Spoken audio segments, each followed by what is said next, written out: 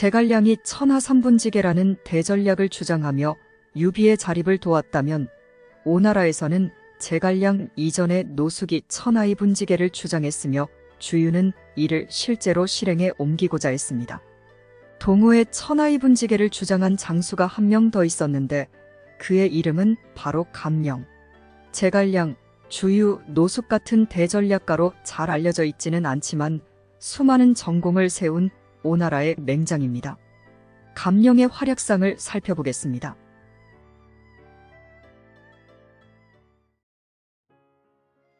오나라의 맹장인 감령의 고향은 특이하게도 오나라가 아닌 파촉 지역입니다. 감령은 이주 파군 임강현 출신으로 젊어서 파군에서 관리를 지내고 천거되어 촉군승에 임명됩니다.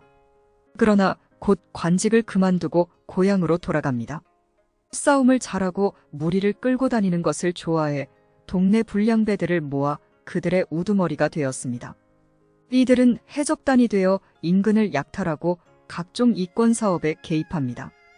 감령은 항상 화려한 옷차림으로 치장하고 깃털 장식에 구리방울을 달고 다녀 사람들은 방울 소리만 듣고도 감령의 출몰을 알아차렸다고 합니다. 성격이 포악해서 사람 죽이기를 좋아했으며 자신의 이권에 반하는 관리들에게는 온갖 보복을 일삼았다고 합니다.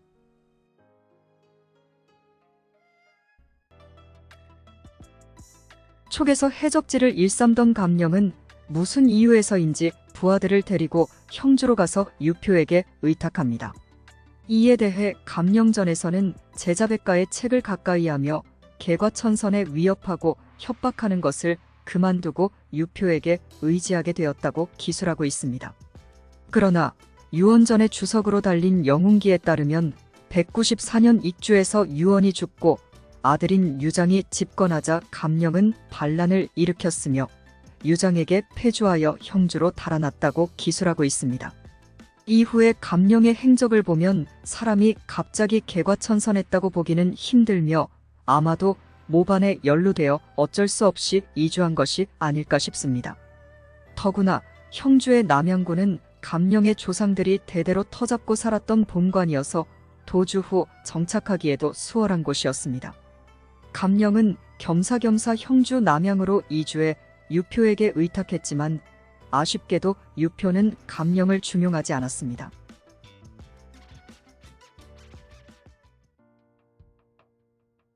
감령은 유표 곁에 머물면서 유표를 오랫동안 지켜봤는데 그가 학식은 뛰어나지만 군사 업무는 전혀 모른다고 생각해 실망하게 됩니다. 그래서 유표의 곁을 떠나 강동으로 이주하려고 했지만 중간에 강하태수 황조에게 막혀 800여 명의 군사를 이끌고 황조에게 의탁합니다. 그러나 황조 역시 유표와 마찬가지로 감령을 그다지 중용하지 않았습니다. 심지어 황조가 오나라와의 싸움에서 패주해 목숨이 위태로울 때 감령은 능조를 사살하며 황조의 목숨을 구해줬지만 그럼에도 황조는 감령을 예우하지 않았습니다. 황조의 감시와 견제로 오도 가도 못하던 감령은 소비가 주의 현장으로 삼아 다른 곳으로 갈 수 있는 기회를 줬을 때 이 기회를 잡아 800여 명의 병사를 이끌고 손권에게 투항합니다.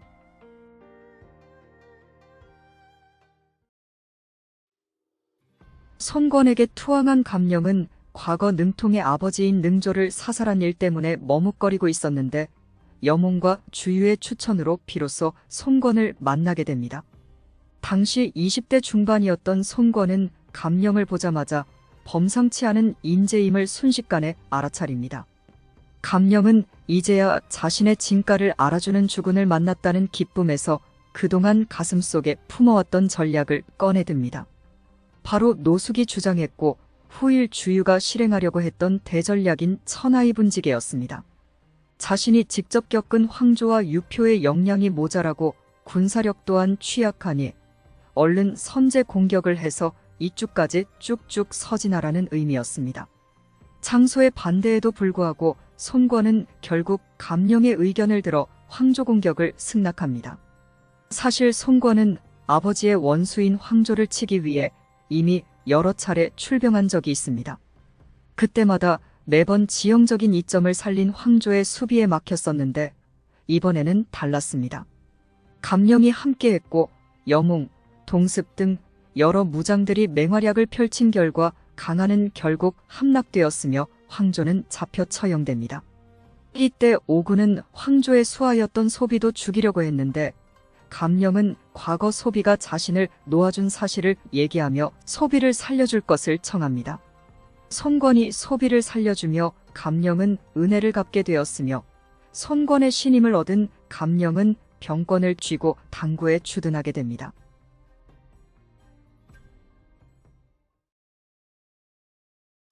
이후 감령은 손권 밑에서 대활약을 펼칩니다.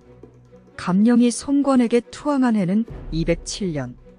불과 이듬해인 208년 12월 이미 손권의 신임을 얻은 감령은 주유 밑에서 적벽대전에 참여합니다. 적벽대전의 승리 이후 주유가 남군의 조인과 공방을 벌일 때 감령은 이릉성을 탈취합니다. 그러나 곧바로 조인이 보낸 몇 배 규모의 적군에게 포위되었지만 감령은 의연하게 대처합니다. 감령은 주유에게 원군을 요청했고 주유와 여몽의 계책으로 결국 포위를 벗어납니다. 214년에는 환성 전투에 참여합니다. 환성 공략 책임자는 여몽, 감령은 승성독을 맡았습니다. 승성독이란 공성전을 펼칠 때 가장 앞장서서 성을 올라가는 공격조를 뜻합니다. 대량의 화살을 정면으로 받게 되는 가장 위험한 공격조라고 볼 수 있습니다. 감령은 여기에서 맹활약을 펼쳐서 적장 주광을 생포하고 환성을 함락했습니다. 이 공로로 감령은 절충장군으로 임명되었습니다. 이후 관우와의 이경대치 2차 합비공방전에 출진해 전공을 세우지만 가장 인상 깊은 전공은 유수구 전투에서의 활약입니다. 216년 겨울에 조조가 직접 대군을 이끌고 유수를 침공해왔습니다. 유수는 장강 이북에 위치한 수륙 요충지입니다.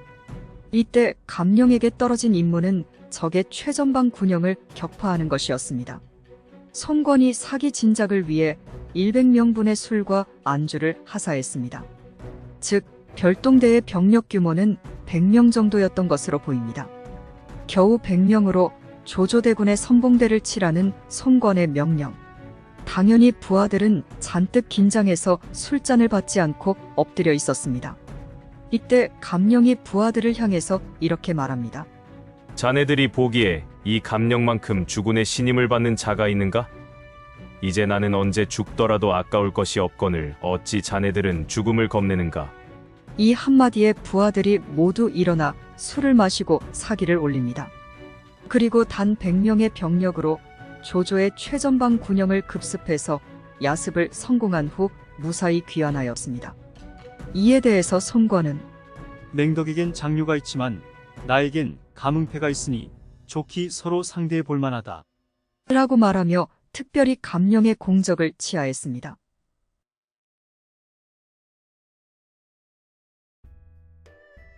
감령의 사망 시기는 정확하게 알려져 있지 않습니다. 건강실록에 따르면 215년에 죽었다고 기록되어 있는데 그렇다면 이후 합비와 유수구에서의 활약이 모두 거짓이라는 의미가 됩니다. 아마도 건강실록에 기록이 오기로 보이며 실제로는 219년 즈음에 사망한 것으로 추정됩니다. 감령이 세상을 떠나자 손권은 매우 애통해했다고 합니다. 해적지를 일삼으며 사람을 죽이고 난폭한 행적을 일삼았던 감령. 유표와 황조라는 자신을 알아주지 않는 죽음 밑에서 좌절하던 시기도 있었지만 손권이라는 주군을 만난 이후 대활약을 펼친 인물이었습니다. 손권과 감령의 관계는 유비와 제갈량 못지않은 물과 물고기의 관계라는 생각이 듭니다. 감령이라는 인재의 재능을 단번에 파악하고 적재적소에 활용한 손권. 자신의 진가를 알아주고 끝까지 믿어준 주군을 위해 재능을 마음껏 펼친 감령. 강동십 2호신으로 오나라의 전성기를 이끌었던 맹장. 감령의 이야기였습니다. 재밌게 보셨으면 구독과 좋아요 부탁드려요. 더 좋은 영상으로 찾아뵙겠습니다.